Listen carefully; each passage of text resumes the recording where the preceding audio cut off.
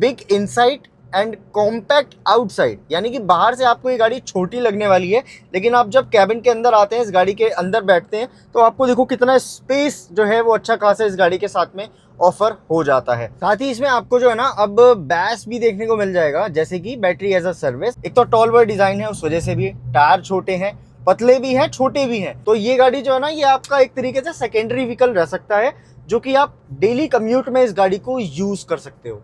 नमस्कार दोस्तों, आज मैं जिस गाड़ी के आगे खड़ा हुआ हूँ ना, उसको बोला जाता है बीको, यानी कि big inside and compact outside. इस गाड़ी का नाम है MG कॉमेट, जिसका मैं आज आपको कंप्लीट ड्राइव रिव्यू देने वाला हूँ कि ये गाड़ी शहर पर्पस के लिए अगर आप लेते हो तो शहर में कैसी चलती है, कैसे सस्पेंशन है, कैसी ब्रेकिंग है एंड कैसा इसका टर्निंग रेडियस है। इस गाड़ी का डिटेल में एक ड्राइव रिव्यू कवर कर रहा हूँ कि रियल वर्ल्ड में या रियल लाइफ में सिटी पर्पस के लिए बेस्ट है कि नहीं। साथ ही में इस वीडियो में थोड़ा सा गाड़ी का वॉक अराउंड भी दूंगा कि गाड़ी दिखने में कैसी है, क्या क्या फीचर्स मिल रहे हैं, कैसा स्पेस मिल रहा है एंड सब कुछ। तो स्टार्ट करते हैं इस वीडियो को बिना किसी देरी के। मेरा नाम है ऋषभ और आप देख रहे हैं मोटर सेंस। गाड़ी के सामने आ गया हूँ। सबसे पहले बात करते हैं इस गाड़ी की की, तो जिसमें आपको कुछ इस तरीके से MG का लोगो पीछे की तरफ मिलेगा। आगे की तरफ 3 बटन्स मिलेंगे जिसको लॉक, अनलॉक एंड बूट को ओपन कर सकते हैं। गाड़ी का फ्रंट फेसिया कुछ इस तरीके से आपको मिलने वाला है, जिसमें कि इस गाड़ी की कंप्लीट लाइट्स जो है वो LED में आपको मिलने वाली हैं। DRLs आप देख सकते हैं कुछ इस तरीके से आपको मिलने वाली हैं और काफ़ी ना खूबसूरत लगता है अगर आप इस गाड़ी का फ्रंट लुक देखते हैं। जैसे कि मैं बता देता हूं, अगर आप फ्रंट में आते हैं तो आपको इस तरीके से कुछ DRLs मिलती हैं। गाड़ी को चार्ज करने का ऑप्शन जो है वो आपको यहीं पे ही देखने को मिलने वाला है। गाड़ी 2 मोड से चार्ज होती है। फास्ट चार्जिंग आपको सिर्फ AC ही देखने को मिलेगी, यानी कि 3.3 किलोवाट आवर की जो इस गाड़ी की रेगुलर चार्जिंग है उससे आप चार्ज कर सकते हो। साथ ही में अगर आप 7 किलोवाट आवर से चार्ज करते हो तो वो भी मैं आपको आगे बताऊंगा फास्ट चार्जिंग कैसे करते हैं। नीचे की तरफ आते हैं तो हेडलैम्प्स आपको प्रोजेक्टर बेस मिलने वाले हैं, जो कि LED में यहाँ पे कंप्लीट होने वाले हैं। DRLs आपको ऊपर की तरफ मिलेंगी। यहाँ पे आपको ग्रीन इसकी नंबर प्लेट मिल जाएगी। नीचे की तरफ इंडिकेटर की प्लेसमेंट आपको मिलेगी। विंड स्क्रीन जो है ना काफ़ी बड़े शेप में आपको देखने को मिलने वाली है इस गाड़ी की। एंड अगर आप दूर से देखते हैं तो ये गाड़ी ना साइड से काफ़ी ज़्यादा छोटी आपको फील होगी। देखो एरोटिन वाइपर्स जो है वो इस गाड़ी में मिल रहे हैं। यहाँ पे कॉस्ट कटिंग जो है वो MG की तरफ से बिल्कुल भी नहीं की गई है। व्हील बेस की बात करूँ तो 2010 mm का व्हील बेस है एंड 165 mm का ग्राउंड क्लियरेंस है। टायर सेक्शन की बात करते हैं तो यहाँ पे 12 इंची का टायर सेक्शन जो है इस गाड़ी के साथ में मिल रहा है। एंड ये जो आप देख पा रहे हैं ये अलॉय नहीं है, ये ऊपर की तरफ आपको व्हील कैप लगा के दिया गया है। डोर हैंडल्स जो है वो क्रोम में मिलेंगे एंड रिक्वेस्ट सेंसिंग का ऑप्शन आपको यहीं पे मिलेगा। इलेक्ट्रिक का बैजिंग आपको यहाँ मिल जाएगी। पीछे का जो क्वार्टर गिलास है वो कुछ आपको इस तरीके से मिलने वाला है।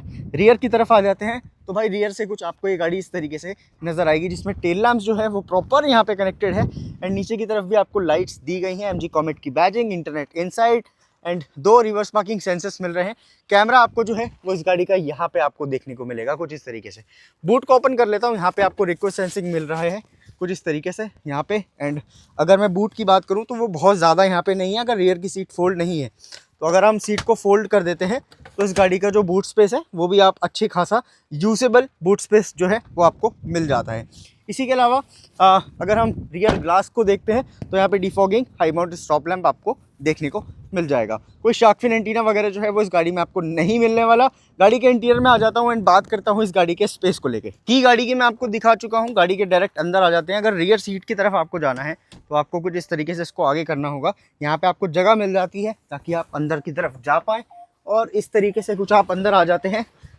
एंड यहाँ पे मेरी हाइट है करीब 5'7" के अप्रॉक्स, जिसमें कि मेरे पास जो अंडर थाई सपोर्ट बिल्कुल ना के बराबर है एंड लेग रूम जो है वो भी यहाँ पे बहुत कम है और देख सकते हैं कुछ इस तरीके से। बाकी जो सबसे बढ़िया चीज़ मेरे को लगी ना वो ये है कि इस गाड़ी का जो हेडरूम है ना वो अच्छा खासा है, तो जिसमें अगर कोई बड़ा या कोई लंबा बंदा भी बैठता है तो वो बैठ पाएगा हेडरूम अच्छा होने की वजह से। लेकिन आपको यहाँ पे कॉम्प्रोमाइज़ जो है अंडर थाई सपोर्ट के लिए वो करना पड़ेगा। बाकी सीट बेल्ट की बात करूं वो यहाँ पे पीछे के दोनों पैसेंजर्स के लिए आपको मिलने वाली है एंड यहाँ पे आपको सीट बेल्ट के बगल्स वगैरह जो है वो मिल जाएंगे। आगे वाली सीट्स की बात करते हैं एक बार। आगे वाली सीट को बताने से पहले मैं बात करूंगा इस डोर की कि इस गाड़ी में आपको 3 डोर मिलते हैं, यानी कि एक बूट, 2 आगे की तरफ। अब ये जो बूट्स है ना, ये जो गेट्स है ना, ये काफ़ी ज़्यादा हैवी हैं, बहुत ज़्यादा भारी जो है वो आपको फील होंगे जब भी आप इनको ओपन करते हैं या क्लोज करते हैं। तो क्या कुछ मिल रहा है, क्रोम में डोर है, ओपनर्स मिलेंगे आपको। यहाँ पे आपको कंप्लीट सॉफ्ट टच जो है वो यहाँ पे दिया गया है। 2 स्पीकर्स इस गाड़ी के साथ में आपको मिलते हैं, लेकिन स्टोरेज स्पेस जितना भी है वो आपको इस डोर के अंदर ही देखने को मिलने वाला है। अब इस सीट को एक बार मैं रिक्लाइन कर देता हूँ। ये सीट्स जो है वो 4 वे मैनुअली एडजस्टेबल सीट्स है, यानी कि रिक्लाइन इंक्लाइन कर सकते हैं एंड आगे पीछे इस सीट को कर सकते हैं। तो इधर की तरफ आ जाता हूँ एंड यहाँ पे आपको इस गाड़ी के ORVM को एडजस्ट करने के ऑप्शन, TPMS की बैजिंग, यहाँ से हेडलाइट लेवल का भी ऑप्शन आपको मिलेगा। डोर को बंद कर देता हूँ क्योंकि भाई बाहर जो है वो हो रही है कंप्लीट यहाँ पे बारिश। एंड अगर आप इंटीरियर वाइज देखते हैं तो काफ़ी ज़्यादा खूबसूरत ये गाड़ी जो है वो आपको फील देगी। तो भाई अब टाइम आ गया इस गाड़ी को ड्राइव करने का। मैंने डोर्स को बंद किया और डोर्स का जो थर्ड है ना, आपको फील होता है कि जब भी आप बंद करते हो तो डोर ना इस गाड़ी के काफ़ी हैवी फील होंगे आपको, और अंदर से बैठते टाइम, ड्राइविंग के टाइम पे इस गाड़ी कुछ आपको अंदर से का एम्बियंस ऐसा प्रोवाइड कर देती है। अब इसको स्टार्ट कैसे करना है, देखो सिंपल सा, आपको ब्रेक पेडल पे प्रेस करना है, ठीक है। जैसे ही आप प्रेस करोगे यहाँ पे लिखा आ जाएगा रेडी, ठीक है। इट मीन्स कि ये चलने के लिए तैयार है। एंड साथ ही में अब आपको यहाँ गियर सेलेक्टर मिलता है जिसको आप ड्राइव मोड पे डालकर और इस गाड़ी का हैंड ब्रेक डाउन करना है आपको, और इसको इजीली आप चला सकते हो। देखो ये जो वीडियो है ना, ये उन लोगों के लिए होने वाली है जो इस गाड़ी को शहर पर्पस के लिए खरीद रहे हैं। अगर आप हाईवे पर्पस के लिए इस गाड़ी को कंसीडर कर रहे हो या फिर इस वीडियो को देख रहे हो तो प्लीज़ मैं कहूँगा आपसे कि अभी आप इस वीडियो को स्किप कर दो और कोई और वीडियो देख लो, क्योंकि ये वीडियो जो है ना उन लोगों के लिए ही होने वाली है जो इस गाड़ी को सिटी पर्पस के लिए लेगा। अब इस गाड़ी की अगर हम मोटर की बात करें या बैटरी पैक की बात करें तो 17.3 किलोवाट का बैटरी पैक इस गाड़ी के साथ में आपको मिलता है। बेस वेरिएंट लोगे या टॉप वेरिएंट, आपको सेम ही जो बैटरी पैक है वो देखने को मिलने वाला है। साथ ही अगर मैं बात करूं इस गाड़ी के इंजन स्पेक्स की, या सॉरी मोटर स्पेक्स की, तो ये गाड़ी आपको 42 PS के साथ में 110 Nm ऑफ टॉर्क निकाल के देती है। शहर पर्पस या सिटी पर्पस के लिए अगर आप इसको देख रहे हो कि भाई ये पावर कितनी है, तो ये जो पावर फिगर्स है ये सफिशिएंट है अगर आप इस गाड़ी को सिटी पर्पस के लिए कंसीडर कर रहे हो। बाकी अंदर से कुछ आपको एम्बियंस जो है इस गाड़ी का ड्राइविंग पोजीशन के साथ में कुछ इस तरीके से मिलने वाला है। सिटिंग पोजीशन जो है मेरी, तो वो कुछ आपको इस तरीके से मिलने वाली है। मेरे हेड के बिल्कुल सामने ये फ़ोन है, तो आपको कुछ इस तरीके से यहाँ पे मिलेगी। मेरी हाइट करीब 5'7" के अप्रॉक्स है। और सबसे अच्छी बात इस गाड़ी के साथ में यही है कि अगर कोई 6 फीट का भी बंदा बैठता है ना, जिसकी हाइट काफ़ी ज़्यादा है, तो वो ये गाड़ी ईजिली मतलब चला पाएगा, क्योंकि इस गाड़ी में जो है ना ये टॉल बॉय डिज़ाइन है। तो गाड़ी में अगर जिसका हेड बड़ा है या जो थोड़ा सा बंदा लॉन्ग है, जिसकी हाइट ज़्यादा है, वो भी इस गाड़ी को ईजी ड्राइव कर सकता है। ये इस गाड़ी की खास बात है। बाकी एक चीज़ इसके साथ में आती है, जैसे कि बीको करके बोलते हैं इसको। अब बीको क्या चीज़ है, like big inside and compact outside, यानी कि बाहर से आपको ये गाड़ी छोटी लगने वाली है, लेकिन आप जब कैबिन के अंदर आते हैं, इस गाड़ी के अंदर बैठते हैं, तो आपको देखो कितना स्पेस जो है वो अच्छा खासा इस गाड़ी के साथ में ऑफर हो जाता है। अब भाई एक एक करके सब चीज़ों के बारे में बात करूंगा। सबसे पहले मैं ड्राइविंग की ही बात कर लेता हूँ। देखो इस गाड़ी की जो विजिबिलिटी है वो काफ़ी अच्छी आपको फील होगी।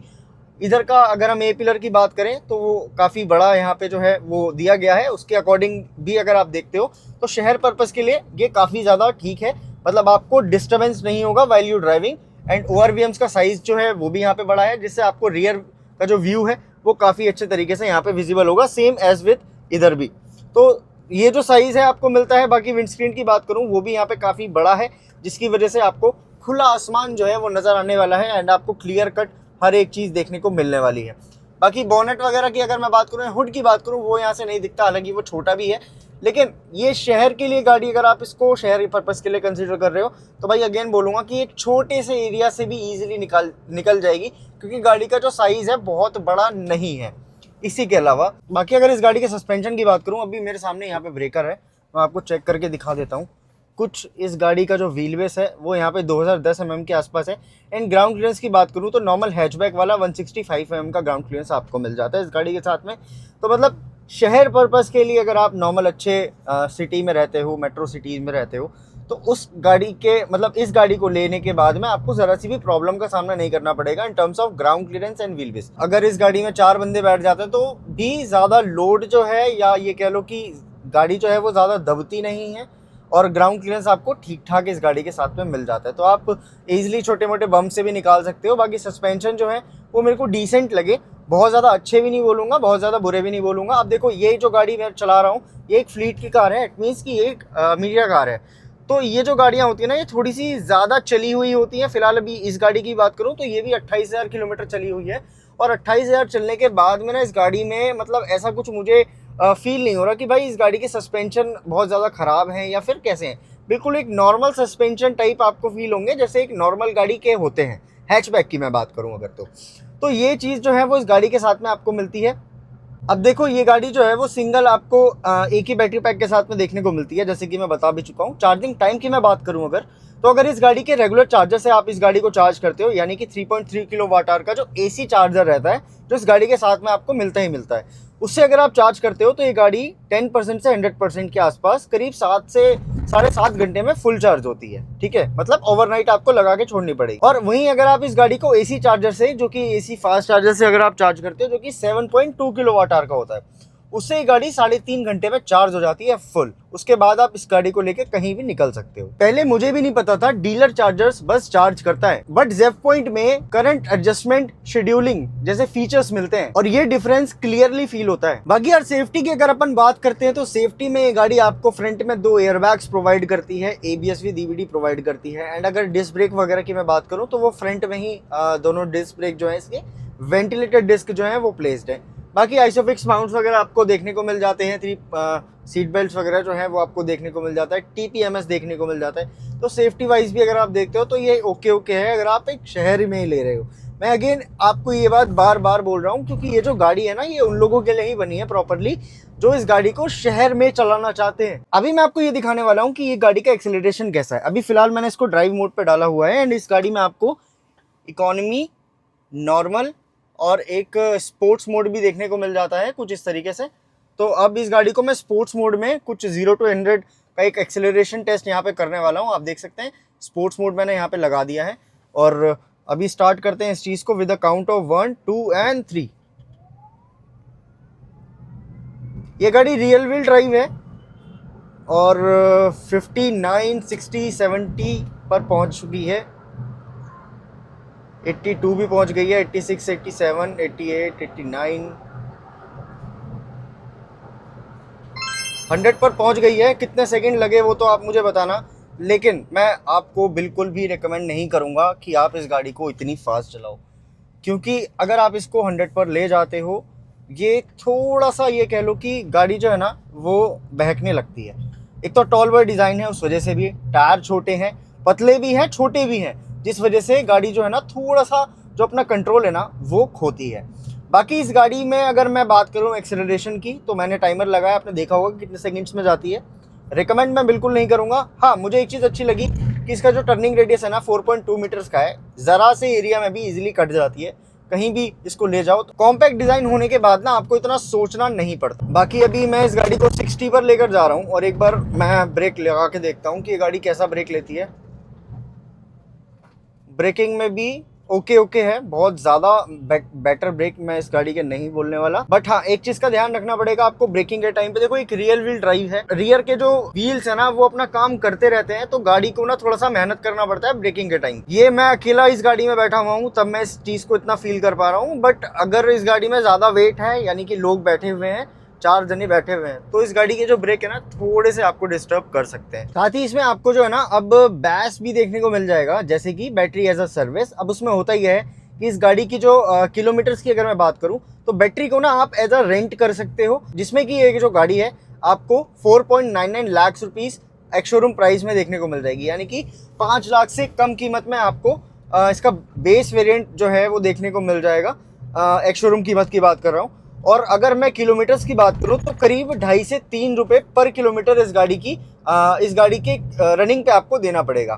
तो ये गाड़ी मतलब बैस जो है वो इसमें कुछ टाइम पहले ही अभी इंट्रोड्यूस किया है। इससे पहले इस गाड़ी में आपको बैस सिस्टम देखने को नहीं मिलता था, और बैस के साथ में ना एक गाड़ी जो है वो काफ़ी ज़्यादा अफोर्डेबल हो गई है उन लोगों के लिए जिनको डेली कम्यूट के लिए एक ऐसा व्हीकल चाहिए, डेली रनिंग के लिए एक ऐसा व्हीकल चाहिए जो अपने शहर में ही आसपास चला सकें, या जैसे कि आप नोएडा रहते हैं और आपकी गुड़गांव जॉब है तो आप इससे अप डाउन डेली कर सकें। बाकी भाई अगर मैं फीचर्स वगैरह की बात करूं तो गाड़ी में काफ़ी सारे फीचर्स जो हैं वो आपको देखने को मिल जाते हैं। 10.25 इंच का इसका इंस्ट्रूमेंट क्लस्टर है, 10.25 इंच का ही इसका इंफोटेनमेंट स्क्रीन है। दोनों स्क्रीन में आपको सारी इस गाड़ी की इन्फॉर्मेशन देखने को मिल जाएगी। इसमें जो ये छोटी सी आप कॉमेट देख रहे हो ना, इसका बड़ा अच्छा रोल है भाई। अगर आप लाइट्स को भी ऊपर नीचे करते हो, हाई बीम करते हो, लो बीम करते हो, तो ये यहाँ पे रिएक्ट करती है। इवन अगर आप इंडिकेटर देते हो ना तो वो आपका इंडिकेटर भी इसमें शो करता है। साथ ही में आपकी अगर आप ब्रेक लगाते हो तो ब्रेक की लाइट भी यहाँ पे जलती है। सारी चीज़ें आपको ये इसमें आपको देखने को मिल जाएंगी। Normal, eco and sports mode आपको यहीं पे ही देखने को मिल जाएगा। साथ ही में जो इसका ये इसकी इंफोटेनमेंट स्क्रीन है, इसमें भी बैटरी वगैरह की प्रॉपर चीज़ें जो हैं वो आपको देखने को मिलने वाली हैं।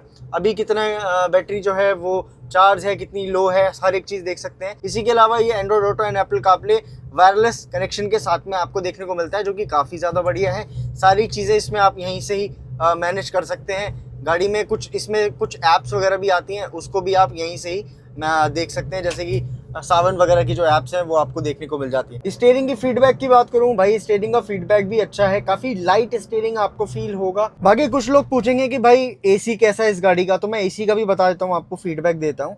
लाइक आप इकोनॉमी मोड पे चलाते हो, अभी जैसे बाहर का मौसम आप देख सकते हो कि बढ़िया हो रहा है, मस्त एकदम, है ना। तो इस टाइम पे बाहर का मौसम सही है, तो उसके अकॉर्डिंग जो एसी है ना वो अच्छा काम कर रहा है, कोई दिक्कत नहीं है। हाँ, लेकिन इस गाड़ी की जब मान लो आपकी रेंज जो है वो कम हो जाती है 10% के आसपास, तो ये गाड़ी का जो एसी है ना वो कूलिंग करना कम कर देता है। तो यहाँ पे एसी पे भी फर्क पड़ता है जब इस गाड़ी में बैटरी या रेंज कम हो जाती है। बात करते हैं इस गाड़ी के ऊपर वारंटी की, तो कंपनी या एमजी यहाँ पे इस गाड़ी पे 8 साल और 1,20,000 किलोमीटर की वारंटी प्रोवाइड करा रहा है। तो भाई मेरे एंड से ये था इस गाड़ी का ड्राइव रिव्यू। आपको ये वीडियो कैसा लगा मुझे कमेंट्स में जरूर बताना, और किस गाड़ी का आप ड्राइव रिव्यू देखना चाहते हैं या कौन सी वीडियो देखना चाहते हैं कमेंट्स करके जरूर बताना, आपके लिए वो वीडियो जल्दी लेकर आई जाएगी। बाकी मिलते हैं ऐसे इंटरेस्टिंग वीडियोस के साथ में, तब तक के लिए बाय बाय, टेक केयर, अपना ध्यान रखें।